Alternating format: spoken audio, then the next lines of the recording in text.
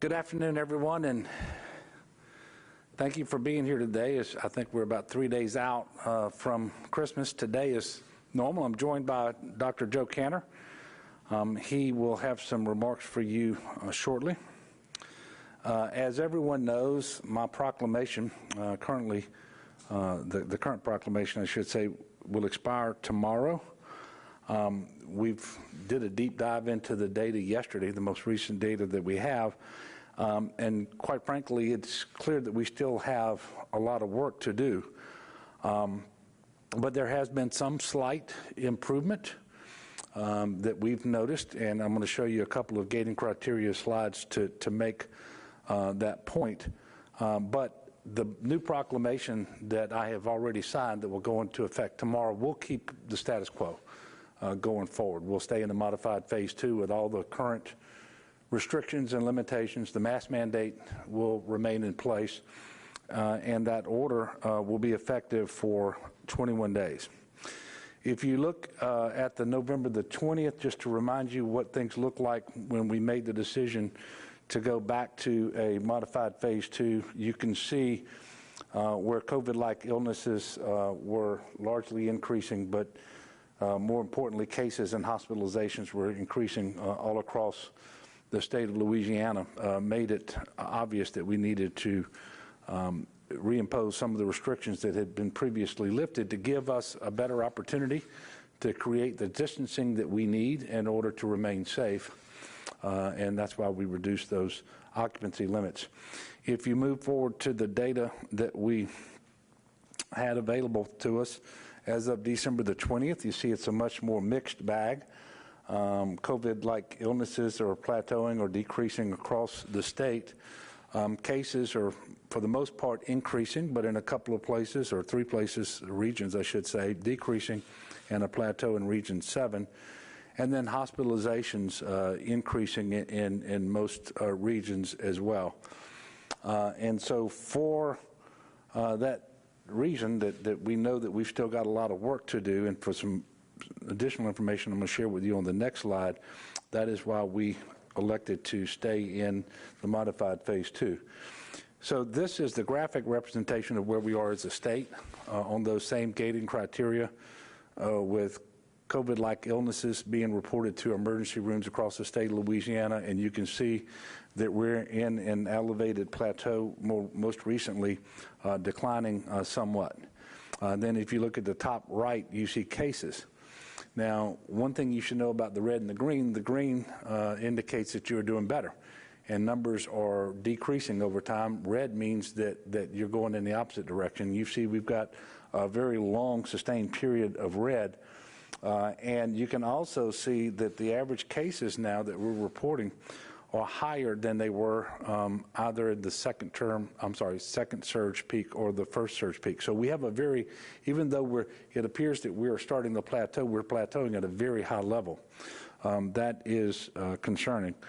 And then in the bottom right slide, chart I should say, you can see the hospitalizations. We are slightly above the peak hospitalizations that we experienced in the summer surge, the second surge.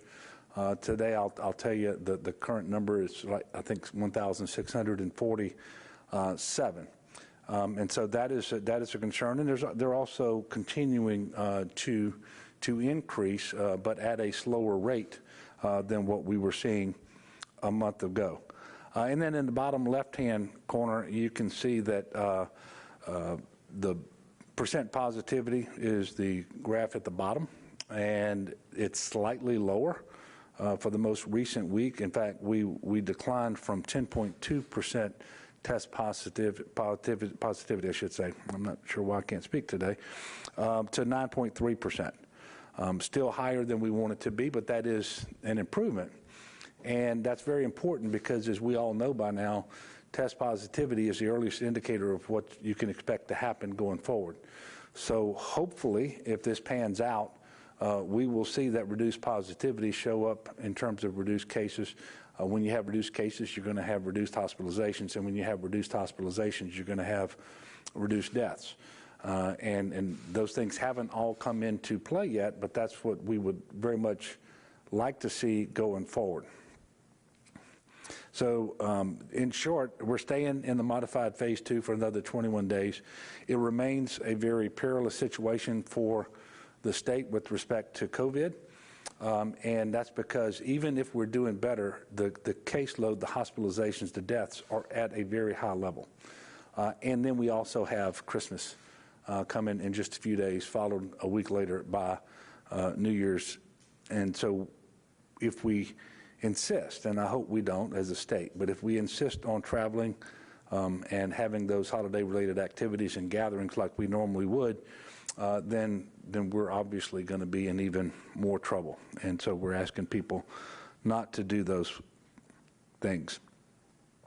So this means the mask mandate will stay in place. The current occupancy of restaurants will stay at 50%. Bars and parishes with a percent positivity of above 5% are going to be closed to indoor consumption. Gatherings indoors are limited to 25% of the center's capacity, or 75 people, whichever is most. I'm sorry, the fewest, I should say. And restrictions are going to remain in place. You know, and this was emphasized on Monday, by the way, in our most recent telephone conference call that we did with the Vice President and the White House Coronavirus Task Force. And much of that call had to do with vaccines and vaccinations and so forth. But there was a very heavy emphasis on the fact that we have to do everything we can now to try to minimize the spread and flatten the curve again until we can get people vaccinated in large numbers, which will take some months from now. So social distancing remains critical, especially indoors. And I will tell you, as far as the state governments, we're going to continue to have many of our employees work remotely. I encourage private sector businesses to do the same to the extent that you can. Have your workers work remotely.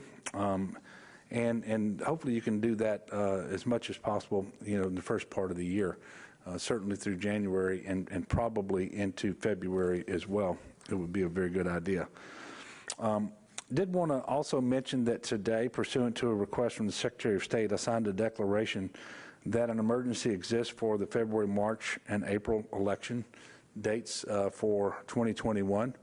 Haven't yet seen his specific emergency plan, but I anticipate that I soon will, and look forward to receiving it and working with him and the legislature to make sure that we can have safe elections early next year.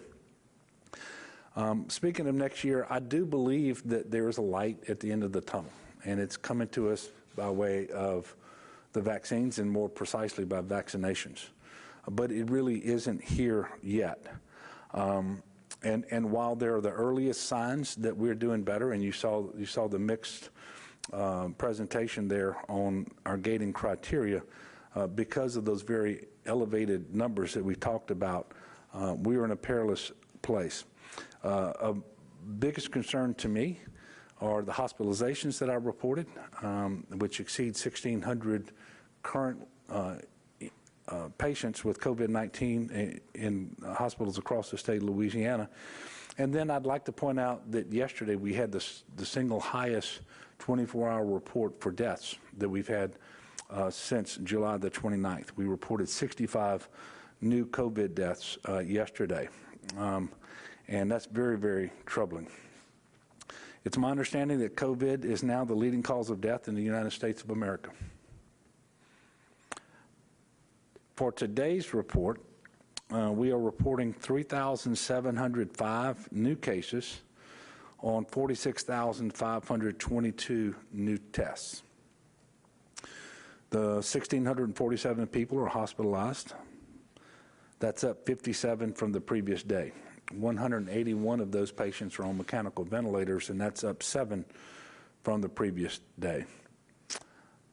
Very sadly, we are reporting 51 new deaths for a total of 7,158.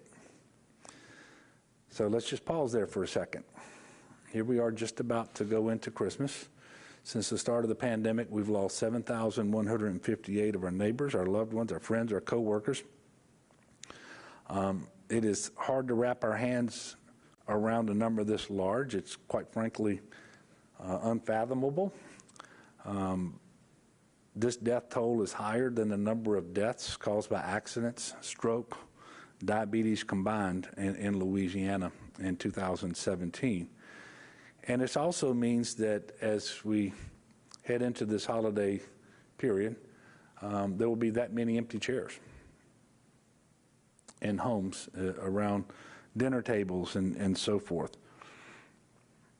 And obviously our goal going forward and the promise of the vaccine and therapeutics and improved practices in our hospitals and so forth is to minimize the death going forward.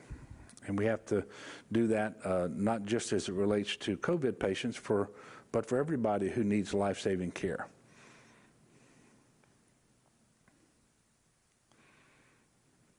All right, at this time, I'm going to ask Dr. Cantor to come up and share with you all some prepared remarks. If you have questions for him, please ask those while he's here. I will come up after him conclude my remarks, and then I will take your questions at that time.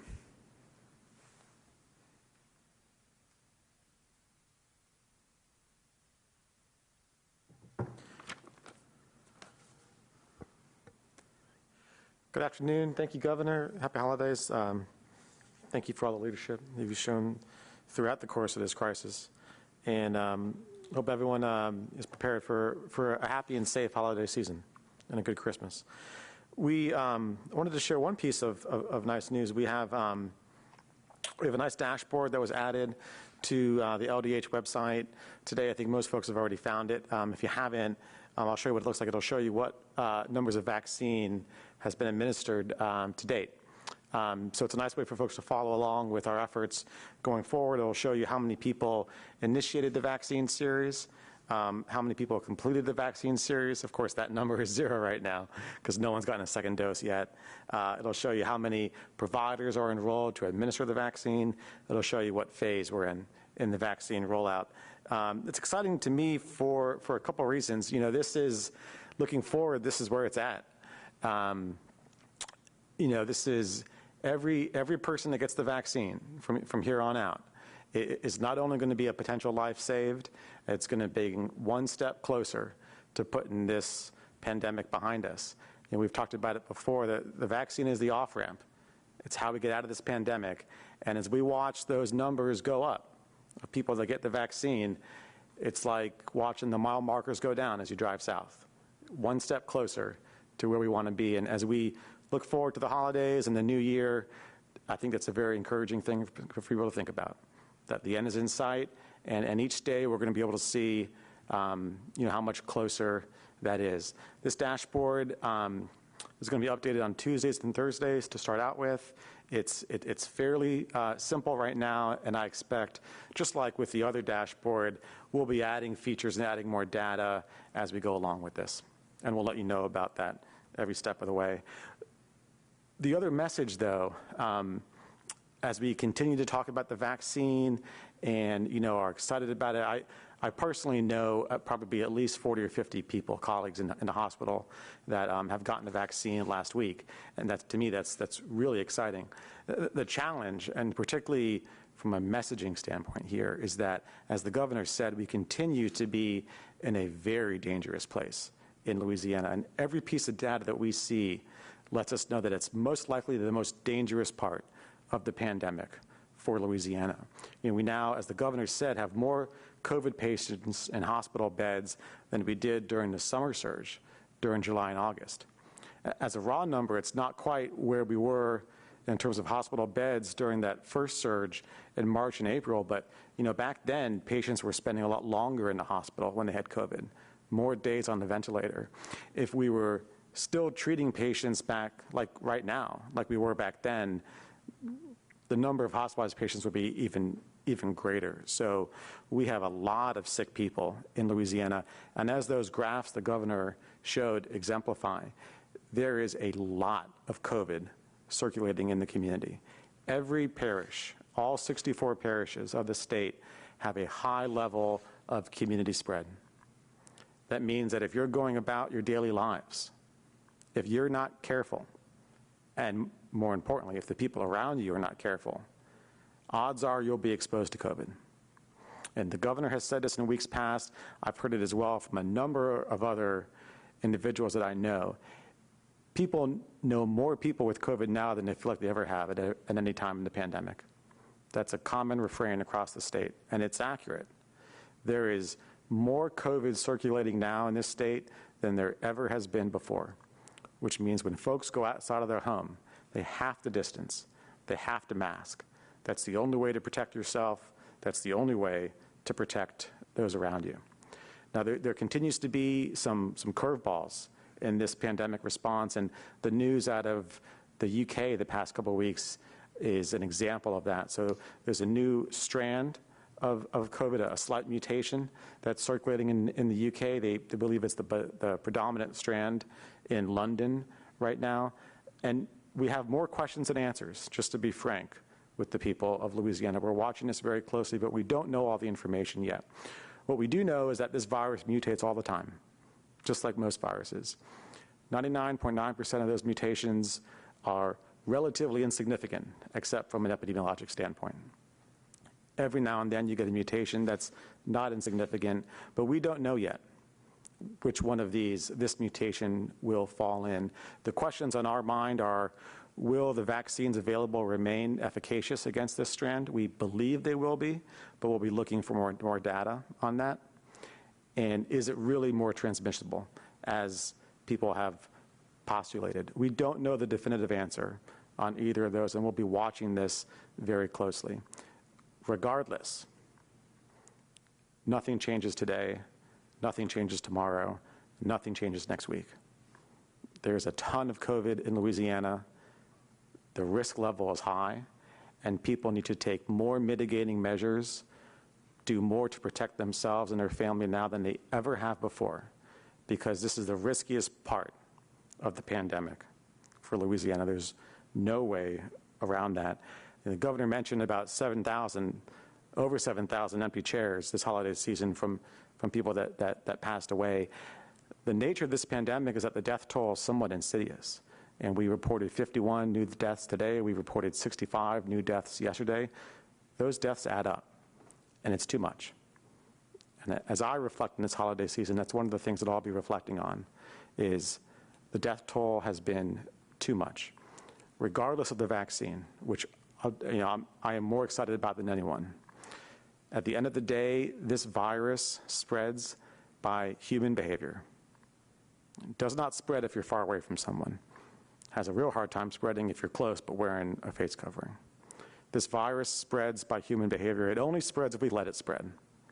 This virus only spreads if we let it. So my ask to my fellow Louisianans, looking forward to the holidays, is don't let it. Don't let it spread. Don't let it spread to your family. Keep your distance, wear your mask, small sacrifices, keep your family safe. You'll be thankful in the long term that you did. So happy holidays, Merry Christmas. Be happy to answer any questions if there are any. Yep, sir. There was a report released by the Louisiana Legislative Auditor, I don't know, Darryl Preparer's office, suggesting the slow pace of laboratories reporting of virus test results. I think it was directed towards the Department of Health. Why might there be a delay in getting some of the test results to your office? And is it possible that the low number of cases that came back kind of after Thanksgiving break are possibly inaccurate and worse than what we were told? What do you think about that? Yeah, we were really happy to see that report. The first thing the report did was validate the data that we're reporting. We really think that amongst all states out there, we have some of the best data reporting and the report validity of that. So we felt really good about that. I absolutely agree. I mean, we really need people that are doing COVID testing, and whether that's a clinic or a hospital, to report those results timely to us, ideally within 24 hours. That's our ask. Now, sometimes it's easier said than done because people test in high volumes. Sometimes there's electronic glitches in the system. And I'll tell you, down the horizon, there'll be more and more home-based tests. You can now get an over-the-counter test, FDA approved.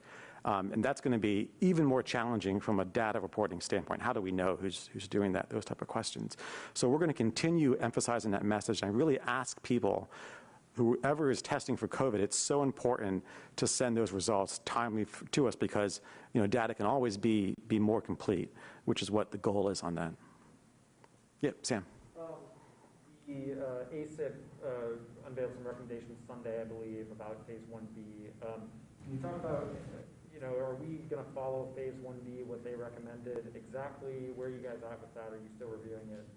We're still reviewing it, and without getting ahead too much, it's not going to look drastically different from what ACIP recommended. We're still reviewing closely. So the ACIP, the Advisory Committee on Immunization Practices, which advises the CDC, namely the CDC director, they met on Sunday and they voted.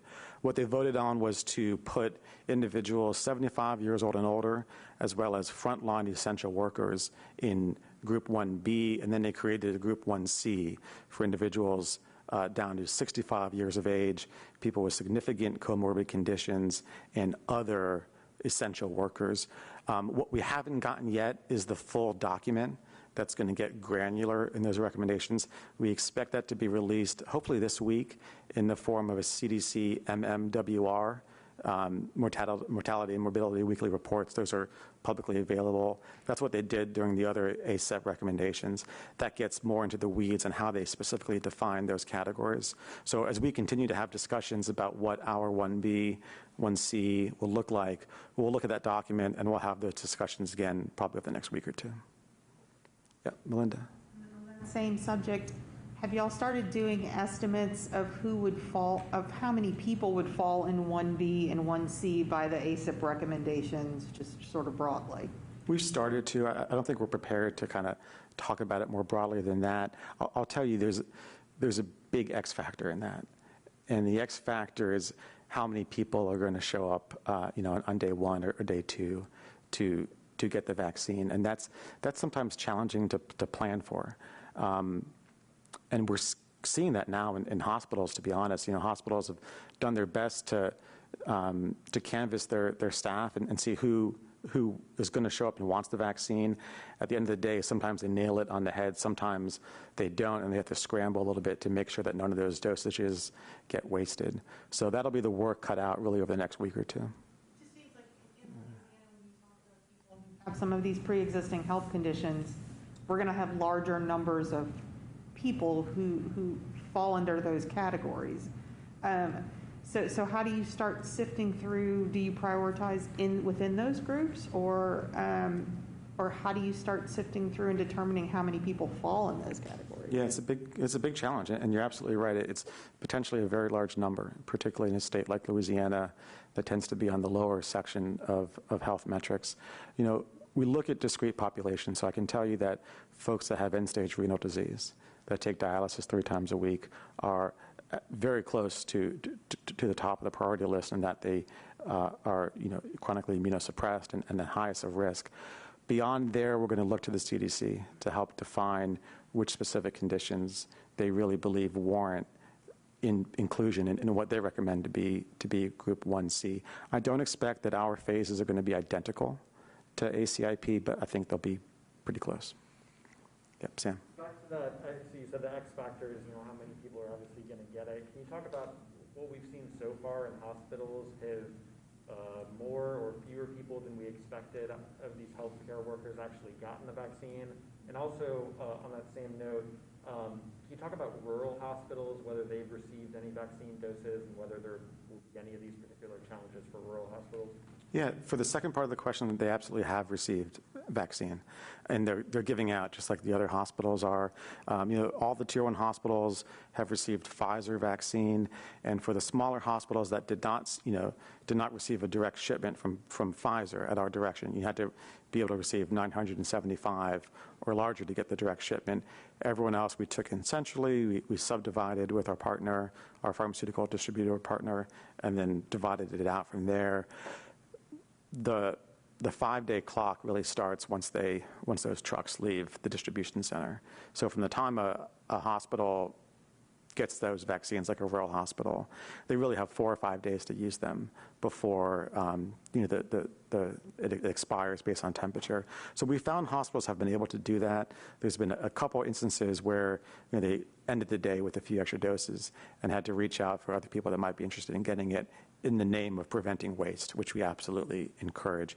I think they've done a good job doing that. The first question is interesting. It's And the question was, do we have a sense of how many hospital workers are taking it versus how many are not, and what the percentages are? I don't think we're going to get good signal on that the first week, because I think the first week, it's still limited dosages for hospitals, and so I think it self-selects for people that are really excited to get it. So I don't have a good number now. I think probably next week or two I'll get a better sense of that. Yes, sir. Last question for you. I know that I think on the chart it was around 200,000 people that were part of that first priority group to get the vaccine.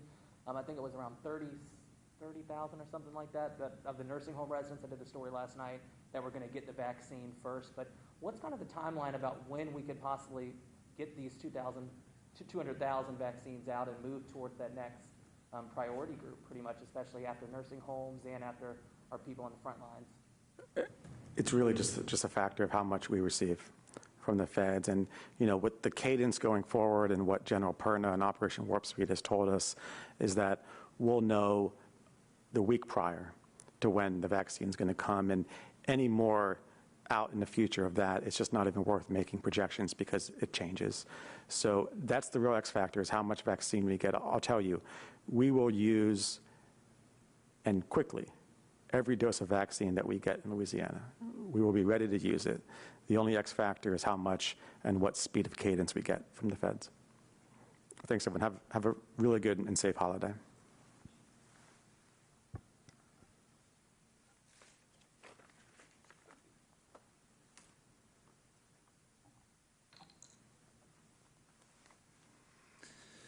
Thank you, Dr. Kanter, and I appreciate your work and all the work of the folks at the Department of Health and the Office of Public Health. In Louisiana, I believe it's on the dashboard that you just mentioned, but now that we've added some vaccinations, we're reporting 22,108 vaccinations as of today. And we take that number directly from our links system. And so we have every confidence that many thousands more than that have actually been administered, but there's some lag time between that gets, when the dose is administered and when it gets put into the system in many places. And there's been a few technological glitches and so forth. So we believe the number is actually higher.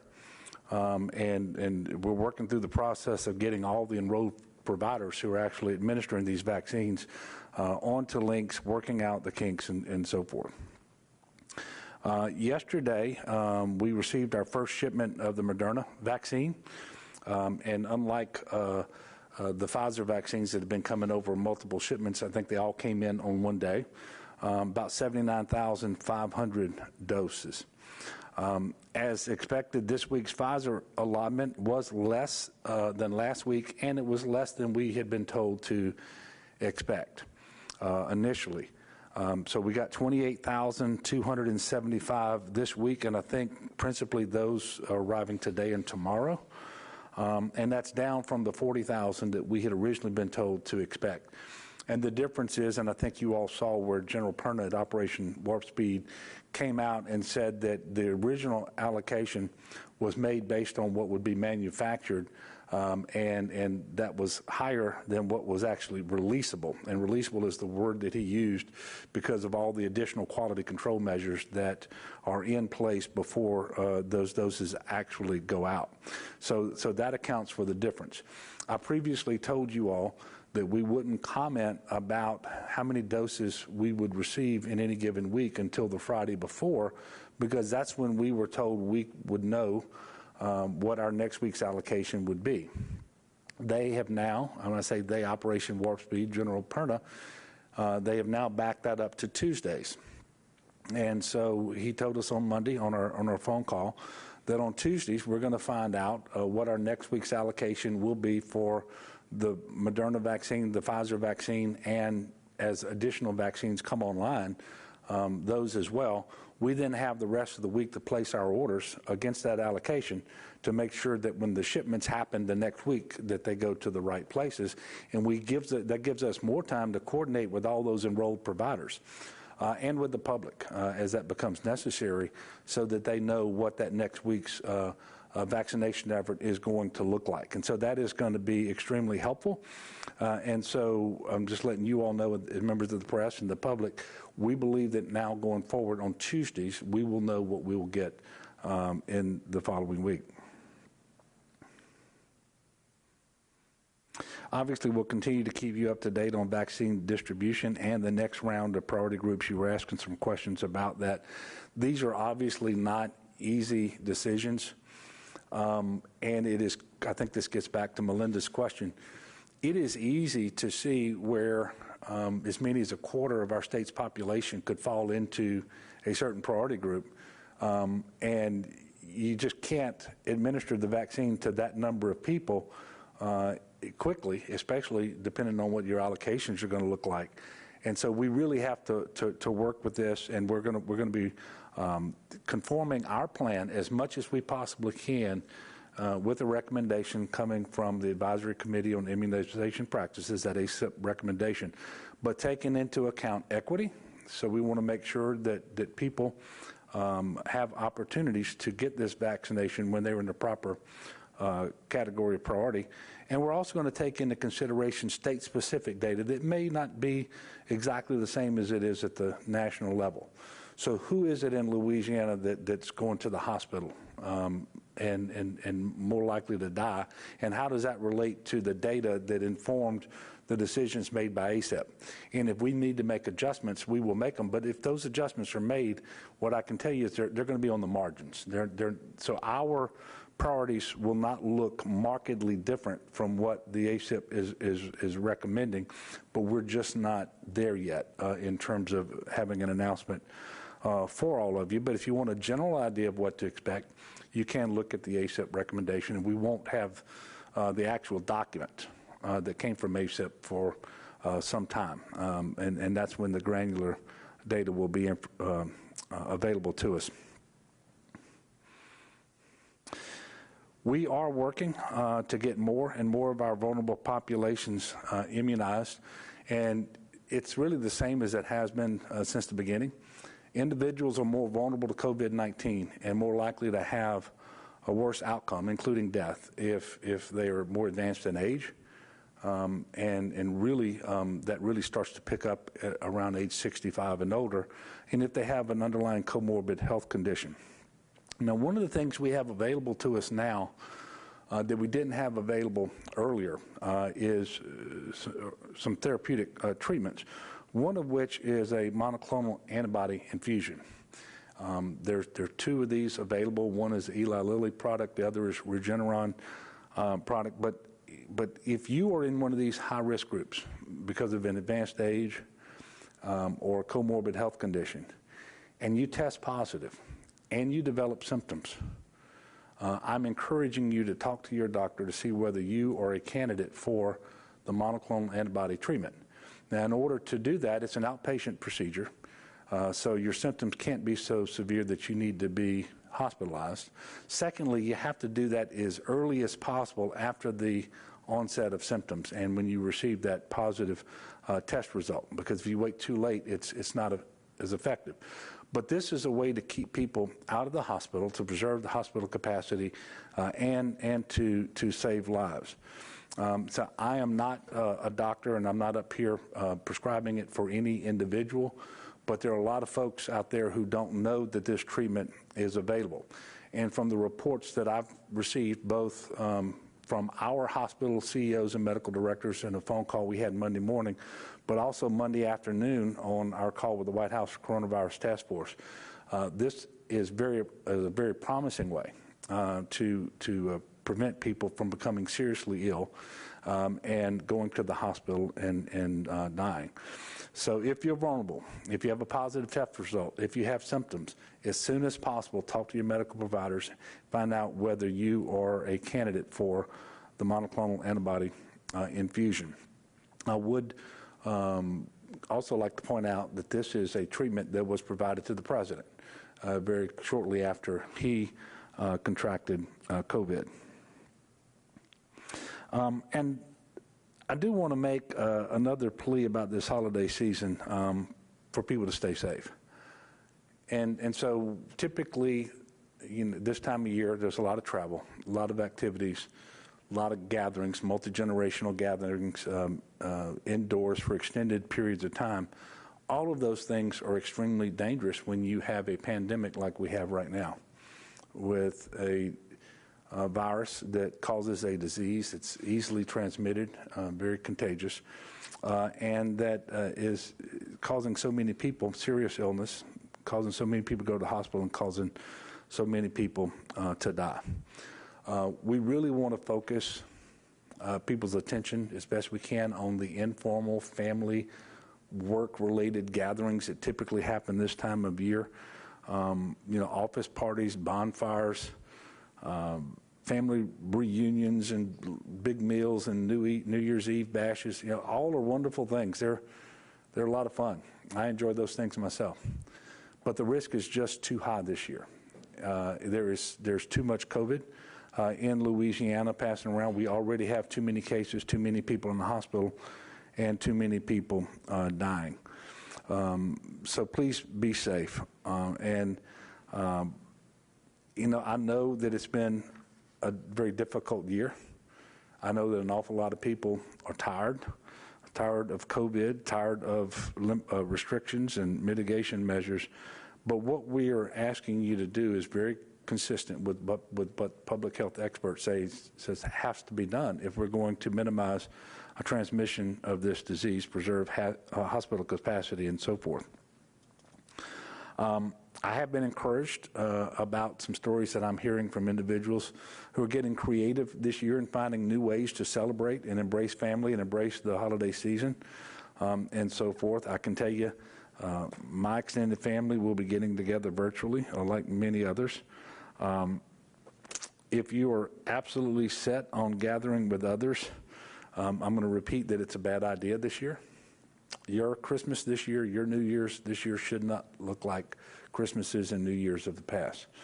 But if you just refuse to listen to me, to the doctors, to the experts, just please be clear-eyed about the risk that you are taking, not just for yourself, but for your loved ones and people that you don't even know. And I would ask that you take the precautions to minimize the risk that you are needlessly exposing yourselves and others to. So utilize strict masking anytime you're at an indoor space that is not your house or any crowded outdoor space.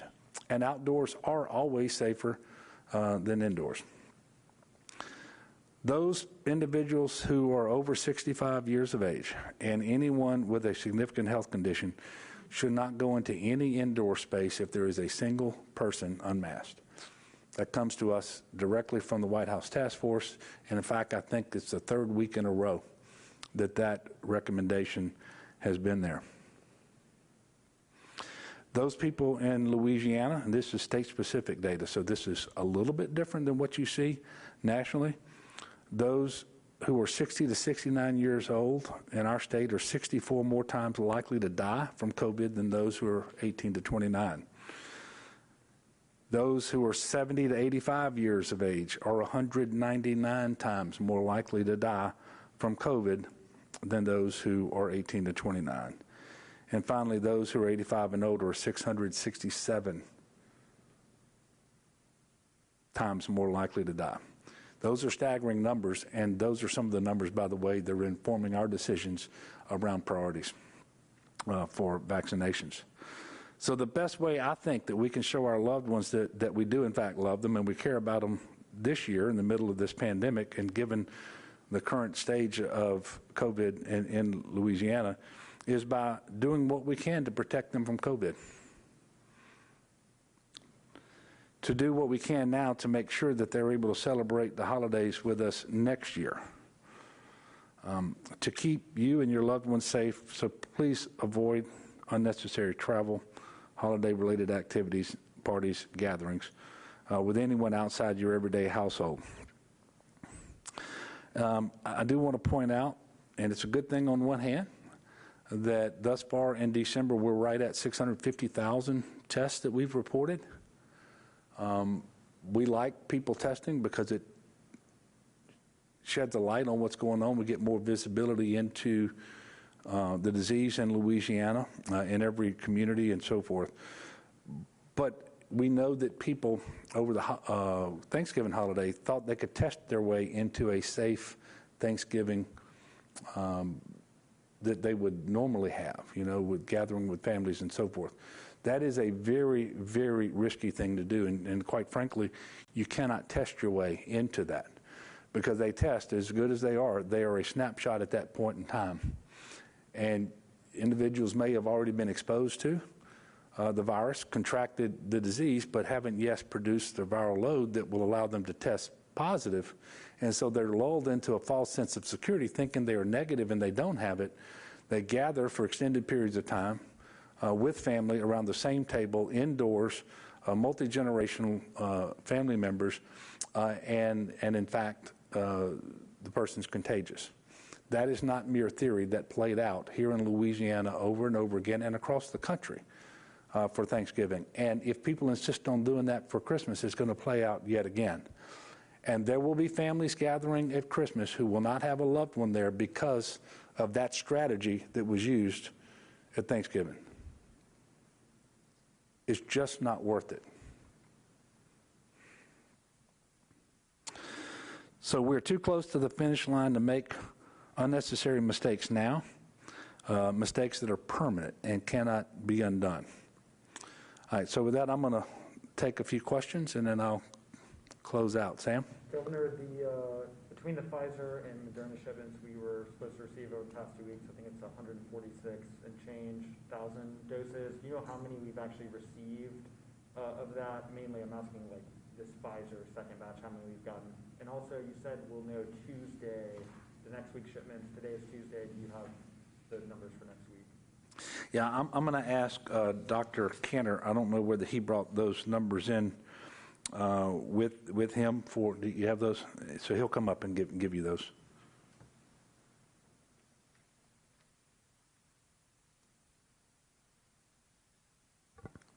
Sure. Thanks, Sam, for the question. So this week we were due 79,500 doses of Moderna, of which, and I'm going to explain how this works, we divert about just shy of half of that to the long-term care partnership program. So of that 79,500, we diverted 35,900 to the long-term care partnership program. That's the Walgreens CVS program. So that part doesn't actually even come into the state, at least not to our custody. It goes to Walgreens and CVS, and we don't direct it from there. The remaining 43,600 doses, those arrived here at Morrison-Dixon, which is our pharmaceutical partner, yesterday morning. And they are currently being divided up and then shipped out to Tier 2 hospitals, and namely EMS and fire. Next week, we were told yesterday morning to expect of Moderna 27,500. As the governor said, I don't think we're going to assume that's final until Thursday and Friday, but Operation Warp Speed is trying to tell us on Tuesdays now what we should expect the following week. So that's what they told us yesterday. Are we expecting any Pfizer doses? Yeah. So Pfizer, this week's allocation is 28,275, and those will continue to come in today and tomorrow.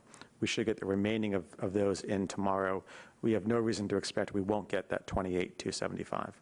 Next week, we were told as of yesterday to expect 36,075 doses of Pfizer.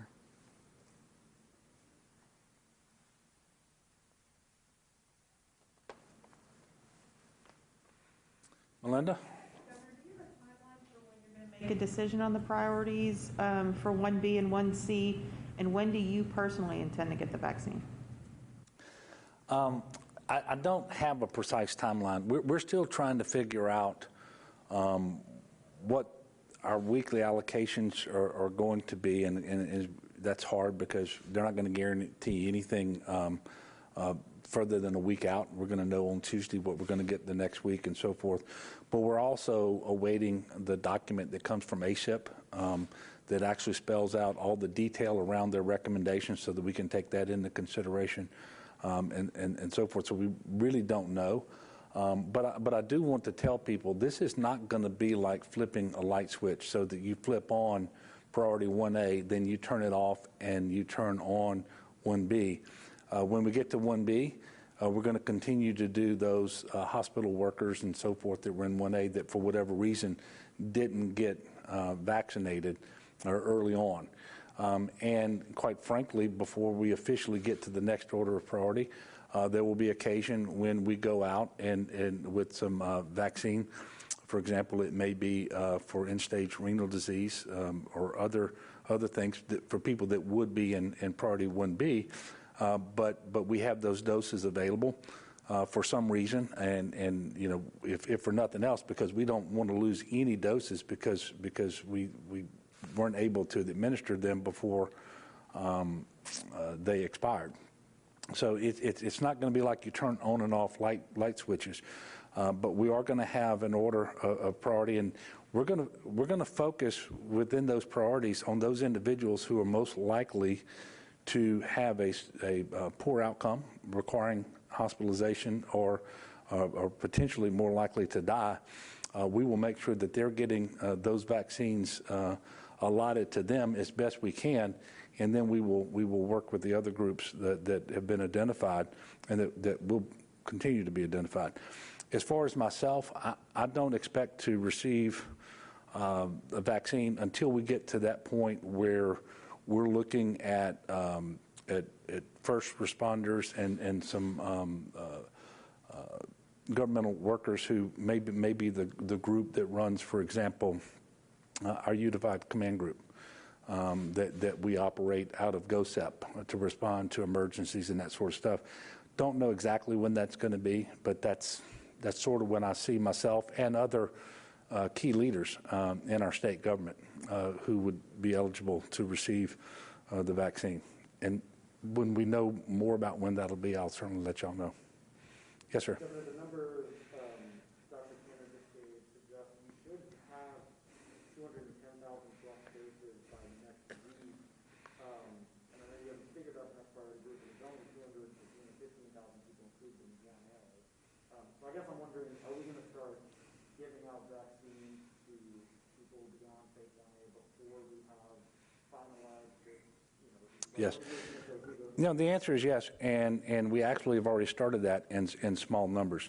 And who that's going to be, I can't tell you the entire universe, but I can tell you that we're going to get beyond the Tier 1 hospital workers as quickly as we can. We're going to get to people with end-stage renal disease, so those people requiring dialysis, for example, 3 times a week, and they're going to be getting allocations, and we're not able to get all of those groups vaccine right now, but as they become available, we will be able to transition more and more to those next order of priority. And again, we're going to have a lot more information for you later. We're just not there yet, and you're going to keep pressing and pressing and pressing. I'm just not going to be able to be more concrete with what these priorities are going to be, and who exactly is going to be in the order of priority, and when on the calendar we're going to be able to get to them. Yes, sir. And kind of tagging off of that, any idea of when average people like me or anyone else is going to be able to get one? And kind of, I know you mentioned it with the that special on Friday night that aired about the masks. When do you think possibly we'll be able to take off these masks? I don't know.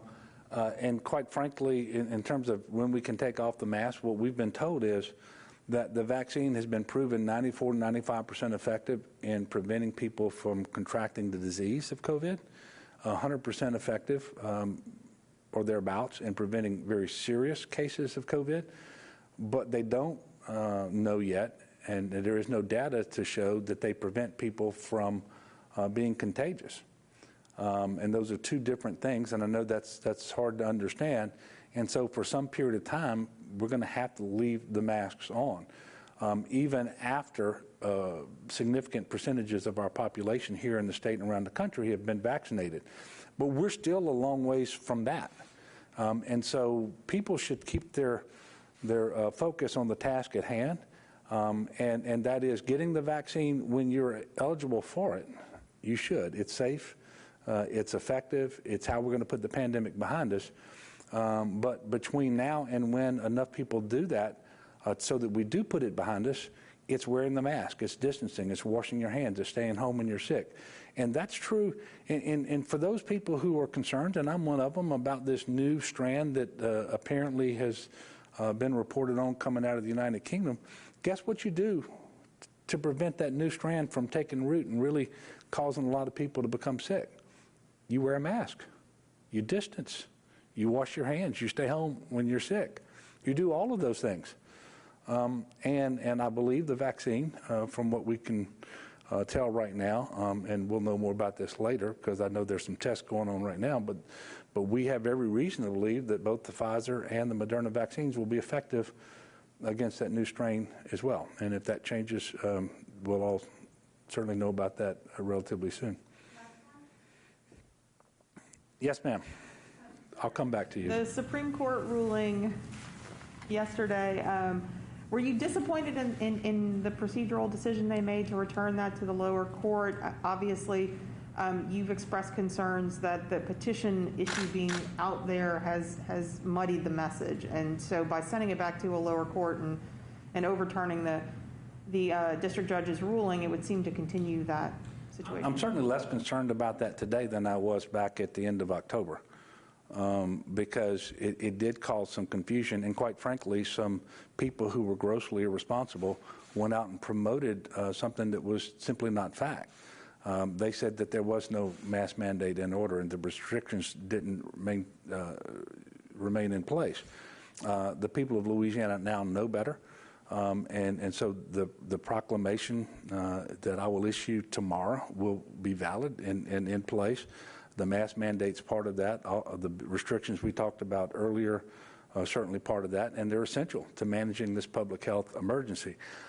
You know, I'm not going to say that I'm disappointed. What people should understand is the trial court ruled unconstitutional the effort to end the public health emergency by a group of folks in the House of Representatives. There were other preliminary matters that the court did not rule on. And the Supreme Court didn't take the trial court to task for anything he did. They just said, we need you to rule on these preliminary issues. And I think the big one is whether the consultation happened as required by the statute between those members of the House who created that petition and signed on to it and the Department of Health. And so, you know, I'm not surprised as a lawyer. I know that all the time courts try to rule on something other than the actual constitutionality of a statute. And if there is a way for them to resolve this matter without getting to the constitutionality of it, I think that's something that they often do. I have no doubt, standing here, that the consultation required by the statute was not carried out. There weren't members of the House asking the Office of Public Health and our epidemiologists and our public health experts what they believed was necessary in terms of managing this public health emergency and the global pandemic that is COVID-19. They simply didn't do it. In fact, they had already drafted the petition before they ever sat down with them, and when they did, they didn't really ask the right questions. It was something that they did just to try to check a box. Secondly, I am absolutely certain that the statute is in fact unconstitutional. And I'm certain that when the Supreme Court, if and when it does, get to that question, they will decide it as such. Quite simply, we cannot have a system of checks and balances where a simple majority of one body of the legislature can overrule the governor on an issue as important as a public health emergency declaration. There are equal and separate branches of government. Those are the judiciary, the legislature, and the governor's office. But the House of Representatives is not the legislature. And it really is just that simple.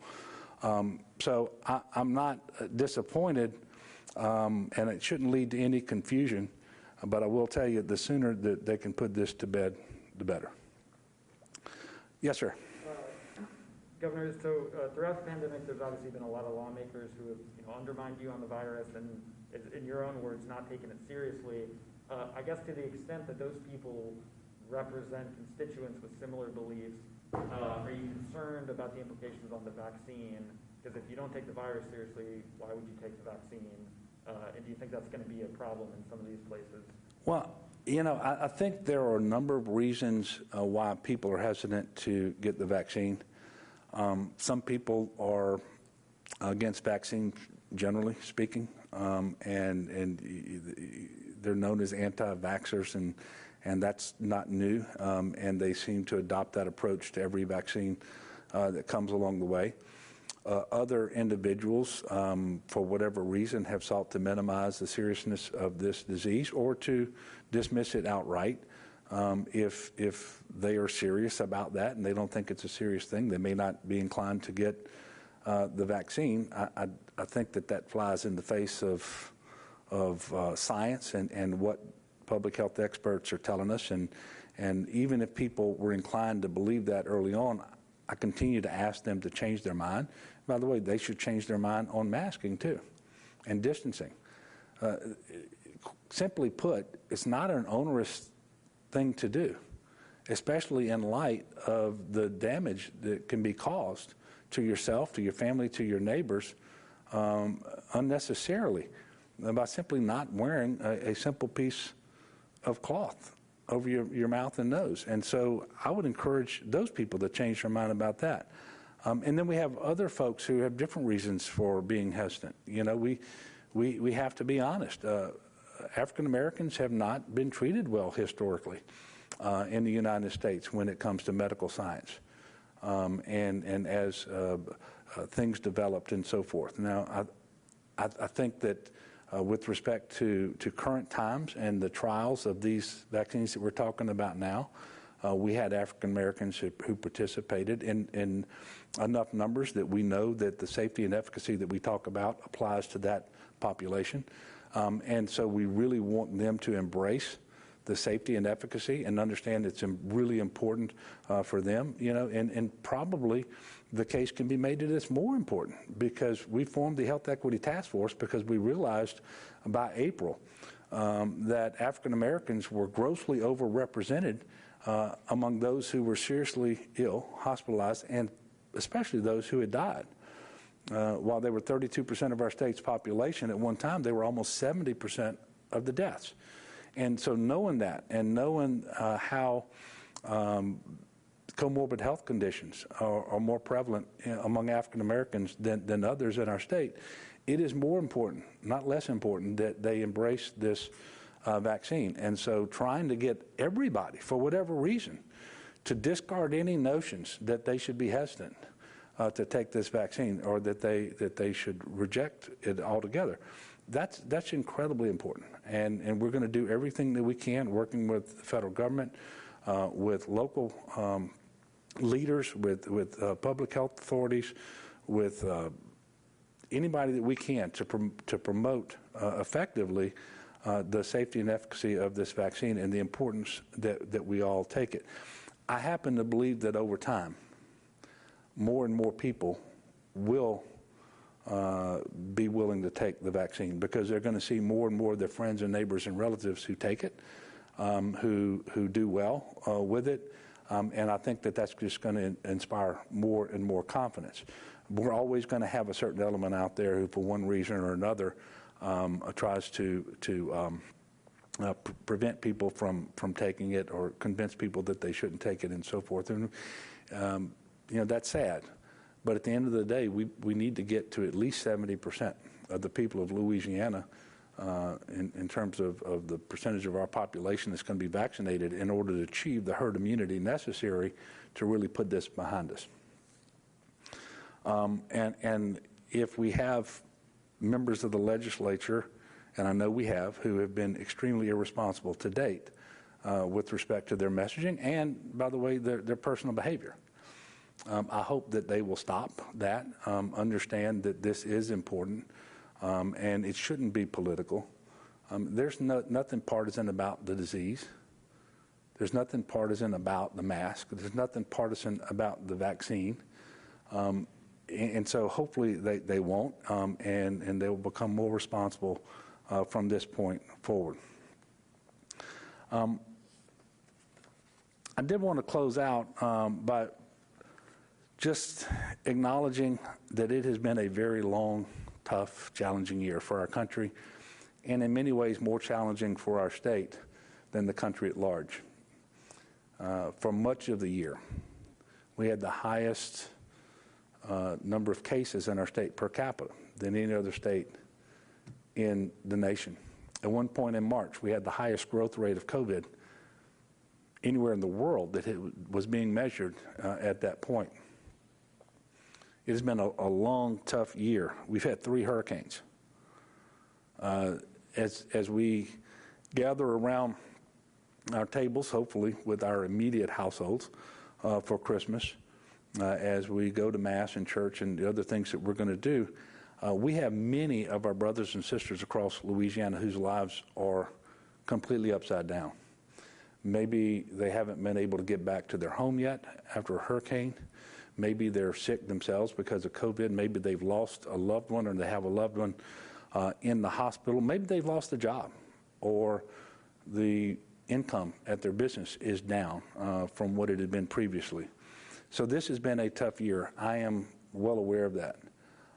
But I do want to thank the people of Louisiana for being so tough, being so resilient, and for the most part, being good neighbors to one another in times of need, whether it's the pandemic or whether it's a hurricane. And I look forward to a 2021 that's going to be better. I'm praying for that. I'm praying for all of our citizens across the state right now, and I encourage others to join me in prayer. And let's lift this state up. Let's lift our country up, and understand that even in these very difficult times, we have a lot to be thankful for. And again, I am thankful for the people of Louisiana, and for those people who just do the right thing, put on that mask, who social distance, who embrace the measures necessary to protect their neighbors. And by the way, they're protecting themselves too. Thank you.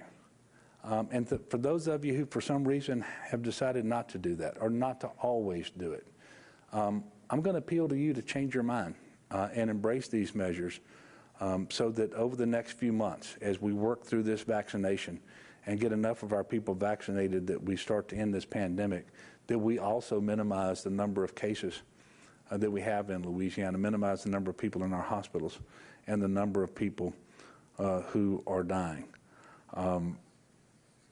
That's what it means to be a good neighbor right now. That's how we show love for one another right now. So on that note, I do want to wish everyone a Merry Christmas. If I don't see you before New Year's, and I don't plan to unless something happens, if it does, we will call a press conference for next week. I want to wish everyone a happy New Year. And I'm going to go sign an executive order now mandating that 2021 be much better than 2020. I wish I could do that. I guess I could do it. I'm not sure that, that it would work. But thank you all very much for continuing to cover this. Thank you all to the people of Louisiana, and we will see you all in a couple of weeks.